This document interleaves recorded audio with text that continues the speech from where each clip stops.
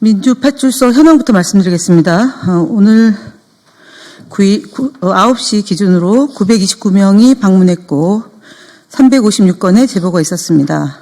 네이버가 26.40%로 제일 높은 수치를 기록했고 유튜브는 24.16%, SNS는 10.11%, 커뮤니티는 7.58%로 제보됐습니다. 어저께 저희가 헌법재판소를 대상으로 매크로를 이용한 조직적인 여론 조작 공격과 관련해서 발표를 했습니다. 경과와 민주파출소의 조치를 먼저 말씀드리겠습니다. 우선 매크로를 최초로 유포한 인물은 과거에도 입법 반대 매크로를 제작 유포했던 커뮤니티 회원으로 본인의 기술을 이용해 반복적으로 조직적인 여론 조작을 시도한 것으로 보입니다. 특히 해당 인물은 헌법재판소를 대상으로 여론조작 공격이 언론을 통해 보도되자 3월 10일 오후 자신이 게시한 약 500여 개의 글을 모두 삭제한 것으로 보입니다. 그러나 민주파출소는 이미 해당 게시글을 아카이빙해 보관 중이며 최초 유포자의 게시글과 이를 재유포한 글들을 체증하는 작업을 진행하고 있습니다. 이거 하고 헌법재판소 관련해서 김동아 의원이 얘기하고 6건 고발도 김동아 의원이 하고 그리고 거짓말 시리즈 하겠습니다. 거짓말인 줄 알고. 네, 헌법재판소 관련된 주요 제보 내용 보고 드리겠습니다. 헌법재판소 관계자들을 대상으로 한 살해 협박글이 온라인상에 유포되고 있다는 정황이 계속 제보되고 있습니다. 3월 10일 JTBC에서 보도한 헌재 내부 도면까지 유출됐다.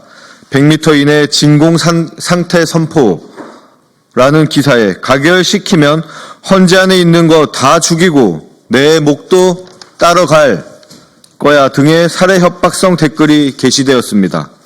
뿐만 아니라 같은 기사 내에 내란 선동꾼, 폭동자들은 강력하게 처벌해야 한다는 댓글에 대해 입에 담기 어려운 수준의 폭력적인 리트윗 댓글이 달렸습니다. 이런 협박성 발언들은 단순한 위협을 넘어 실제 범죄로 이어질 가능성이 높아 보입니다. 한편 서부지법 폭동 관련 허위사실 유포 역시 지속되고 있습니다. 서부지법 폭동을 옹호하는 글들이 지속적으로 퍼지고 있다는 정황도 제보되었습니다. 일부 커뮤니티에서는 사촌이 서부지법 시위에 가지도 않았는데 근처에 있다가 잡혀갔다. 이유 없이 독방에 감금되고 계속 이재명 영상을 강제로 시청하게 한다는 등 근거 없는 허위 주장이 퍼지고 있습니다. 또한 카카오톡 오픈 채팅방을 통해 서부지법 폭동 가담자 64명을 애국투사로 칭하며 나라를 위해 투옥된 애국자님들께 기부를 통해 결집된 단결력을 보여주는 것이 국력이다 라는 등의 명목으로 모금운동을 진행하고 있다는 제보까지 받았습니다. 이는 대한민국의 민주주의를 부정하고 헌정질서를 훼손하려 했던 폭동 가담자들을 미화하는 행위로 판단됩니다. 이처럼 매크로를 이용한 여론조작, 헌법재판소 관계자들에 대한 살해 협박, 그리고 서부지법 폭동 관련 허위사실, 유포 및 폭동 가담자들에 대한 미화가 이루어지고 있는 만큼 이에 대한 철저한 조사와 엄중한 대응이 필요합니다. 다음으로 주요 대응 현황 보고드립니다. 오늘 국민소통위원회에서는 총 6건의 고발을 진행할 예정입니다. 첫 번째로 유튜브 채널 강신업TV 운영자 강신업이 당시 국회가 봉쇄되지 않았음에도 불구하고 이재명과 우원식이 일부러 담을 넘었다라는 허위사실을 방송하였습니다.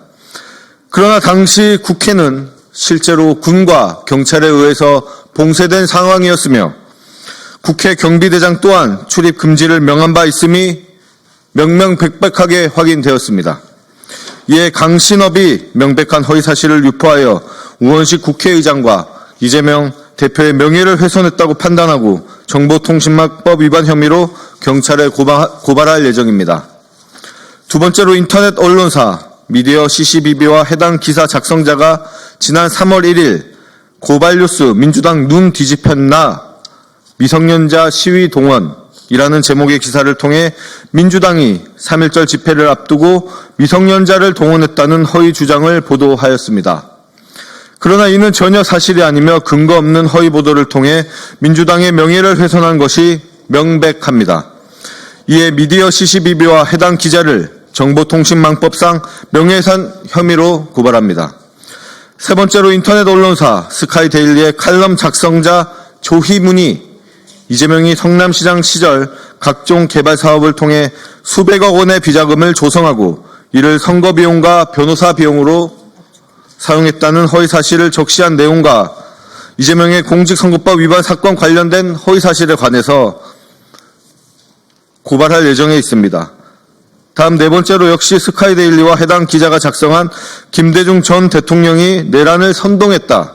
5.28 유공자들이 내란 행위와 연루됐다는 역사적 사실을 왜곡하는 주장에 대해서 역시 고발하여 법적 조치할 예정에 있습니다. 다섯 번째로 허위사실이 적시된 현수막 게시자들에 대해서 고발을 진행할 예정입니다. 이재명이 카톡을 검열한다. 이재명은 내란 수괴다. 이재명의 사조직이 사법부를 장악했다라는 등의 근거 없는 허위사실을 유포하는 현수막 게시자들에 대해서 고발할 예정에 있습니다. 더불어민주당은 허위사실 유포 및 악의적 왜곡에 대해 어떠한 관용도 없이 적극적인 법적 대응을 통해 강력히 조치해 나갈 예정입니다. 네, 국민의힘 거짓말 시리즈 50번째 발표드리겠습니다. 오세훈 서울시장은 3월 10일 본인의 SNS 계정에 진영 결집을 위해 검찰을 흔드는 고질병, 오랜 시간 쌓아올린 법치 유산마저 당대표의 이해 기준으로 형해하는 민주당, 당신들 진짜 내란 세력입니다. 라는 등의 거짓 주장을 이어갔습니다. 하지만 이는 사실과 다릅니다. 구속 취소 결정에 직무유기식으로 항고를 포기한 검찰총장에 대해 책임을 묻는 것이 어떻게 검찰 흔들기며 법치를 형해한 일입니까? 이는 누군가의 이해와 전혀 상관없는 국가의 정의와 상식을 바로 세우는 일입니다. 이미 지난 대선 이후 검찰의 기소를 정권에 입맛대로 해왔다는 주장은 사실로 보입니다. 이는 이재명 대표에 대해서 389건의 압수수색을 실시하면서도 김건희 씨에 대해서는 무혐의와 불기소를 일관했던 검찰의 모습에서도 쉽게 확인 가능합니다. 내란을 끝없이 옹호하는 사람들, 국민의힘 인사들은 국헌을 흔드는 내란 세력으로 보이기 때문에 자중하시기를 부탁드리겠습니다. 이상입니다.